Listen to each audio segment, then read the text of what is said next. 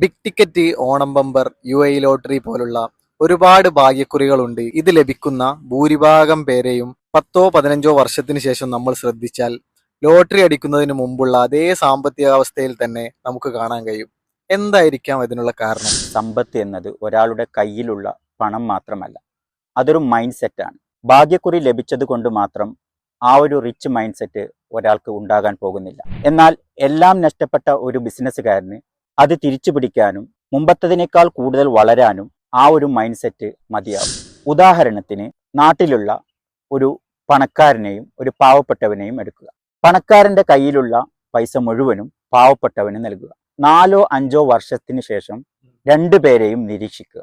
അപ്പോൾ നിങ്ങൾക്ക് മനസ്സിലാകും, മുമ്പ് പണക്കാരനായിരുന്ന ആൾ മുമ്പത്തതിനേക്കാൾ പണക്കാരനായും മുമ്പ് പാവപ്പെട്ടവനായിരുന്ന ആൾ പാവപ്പെട്ടവനായും തുടരുന്നുണ്ടാകും. ഒരു ഭാഗ്യക്കുറിക്കും മൈൻഡ് സെറ്റ് മാറ്റാൻ കഴിയില്ല.